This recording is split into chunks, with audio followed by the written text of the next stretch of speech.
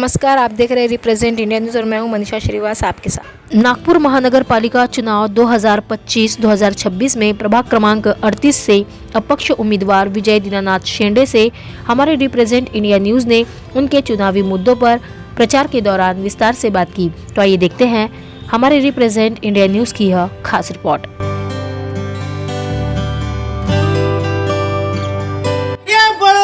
हम तुम्हारे साथ हैं। आगे बढ़ो, हम तुम्हारे साथ हैं। वारे सूर्यफूल, वारे सूर्यफूल,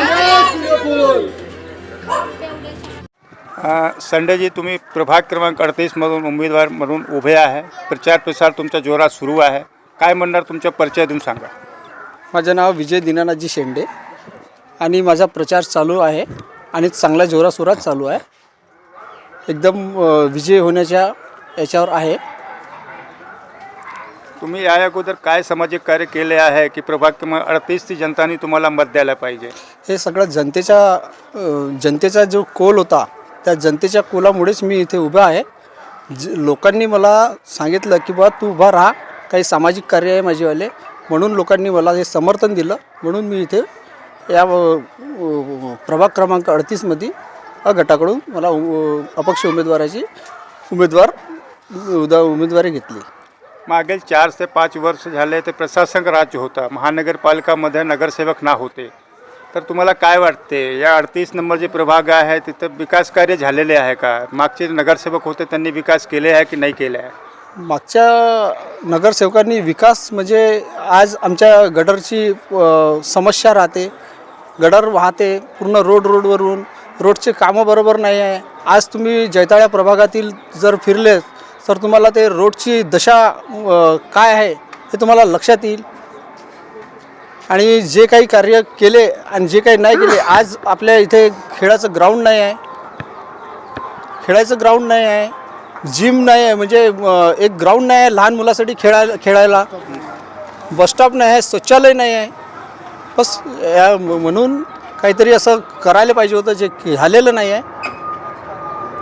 जर मी समजलो या प्रभागातून जनताने तुम्हाला प्रतिसाद दिला, बहुमताने तुम्ही निवडून आले, तर असा कोणता मुख्य समस्या आहे या प्रभागाची तुम्ही पूर्ण करणार आहे? जर मी निवडून जर आलो तर मी या पहिले तर जे आपले हे इलेक्ट्रिकचे पोल आहे हे यांना अंडरग्राऊंड जो करायचा आहे, जे वर चालत आहे ते धोकादायक आहे, त्याच्यानं ते मी अंडरग्राऊंड करण्याची संकल्प आहे। आणि पुन्हा बसस्टँडचा विषय आहे, जिथे बसस्टॉप आहे तिथे शौचालय नाही आहे, अशा काही बाबी आहे, रस्ते आहे, गटर लाईन आहे, नळाची पाईपलाईन आहे, सगळ्या बाबीवर लक्ष ठेवणार आहे।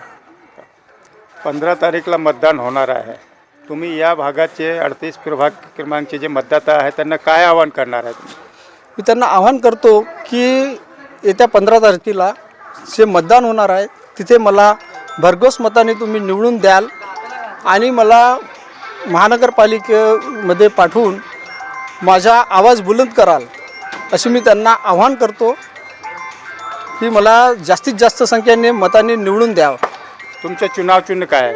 माझ्या चुनाव चिन्ह सूर्यफूल आहे आणि सूर्यफूल चिन्हावर जास्तीत जास्त प्रमाणात मतदान करून त्यांनी मला निवडून द्यावे, हे मी त्यांच्याकडून वारे सूर्यफूल, आगे सूर्यफूल।